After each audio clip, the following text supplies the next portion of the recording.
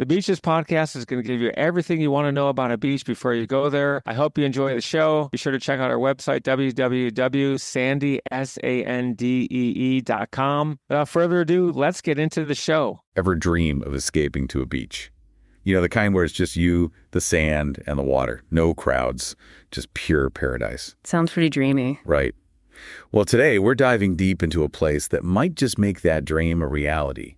Futuna Island. Ah, Futuna. It's this incredibly unique island in the Pacific, a real hidden gem. Hidden in plain sight, you could say.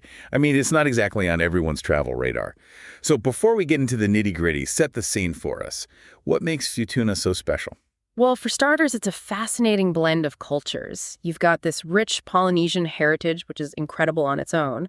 But then on top of that, it's a French overseas territory. Whoa, talk about a unique mix. You don't see that every day. Exactly. And that cultural fusion, it's everywhere, especially when you experience those incredible beaches.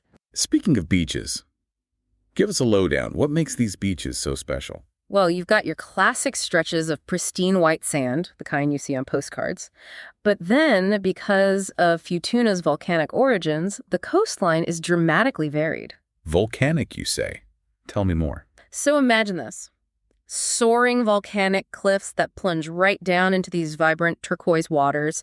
It's absolutely breathtaking. Wow. Okay, I can already picture it. And I bet those photos are something else. Oh, absolutely. And then, because of the volcanic activity, you even have black sand beaches in the mix. No way. That's incredible. I've always wanted to see a black sand beach in person. Yeah. It just seems so otherworldly. It really is. It's like stepping onto another planet. You really feel this raw, powerful energy from the earth when you're on them. Amazing. It really highlights the sheer power of nature, doesn't it? Yeah. I imagine that's a theme you see repeated throughout the island. You're absolutely right. That volcanic landscape makes for some incredible hiking, too. Oh, tell me more. Just imagine trekking through lush forests, climbing up these volcanic slopes. And the views. Don't forget the views. Exactly. The views from the top. Unforgettable. You can stand on the peak of Mount Puke, the highest point on the island, and just look out over this incredible expanse of blue. It's enough to take your breath away. It sounds incredible. I'm getting major wanderlust just thinking about it. But it's important to remember that untouched beauty like that comes with a responsibility, right? 100%. And that's one of the things that makes Futuna so special, its remoteness.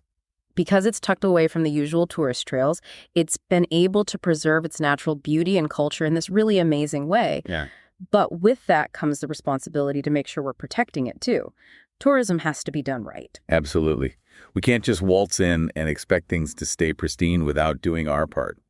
So for someone listening who's thinking, okay, I'm sold, I need to experience this place, what does it actually take to get to Futuna?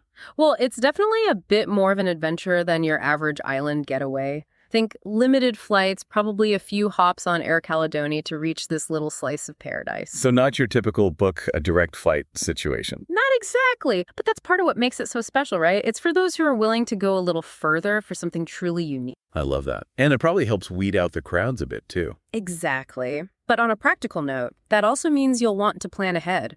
Since it's a French territory, visas are a must for most visitors. Ah, yes, the logistics. Can't forget those. Definitely not. And make sure you've got your currency exchanged. You'll also want to pack light. The island life moves a little slower, and that includes things like infrastructure. It's so easy to forget those little things when you get caught up in the excitement of exploring a new place. Speaking of which, since we're talking about preserving Futuna's magic, what are some things that our listeners should keep in mind when traveling there? Well, it all comes down to respect, really. Respect for the environment, respect for the culture. Practically speaking, that means packing out all of your trash. Every little bit matters. Being mindful of your water usage, too. Those are such simple things, but they can make a world of difference, especially in a place as delicate as Futuna. Absolutely. And then when it comes to interacting with the local culture, it's all about being mindful and respectful, asking permission before taking photos, being aware of local customs, just being a conscious traveler, really. So to wrap things up, it sounds like Futuna is the perfect destination for the traveler who's looking for more than just your average beach vacation. Someone who's looking for untouched beauty, cultural immersion, and who's willing to travel responsibly. Exactly. It's about appreciating the privilege of experiencing a place like Futuna. And that makes me wonder, how can we as travelers ensure that places like this remain as incredible as they are? It's a question we should all be asking ourselves as we plan our next adventure. Thanks for listening to the show, and be sure to tune in next week for your favorite episode about some of the best beaches and beach information in the world.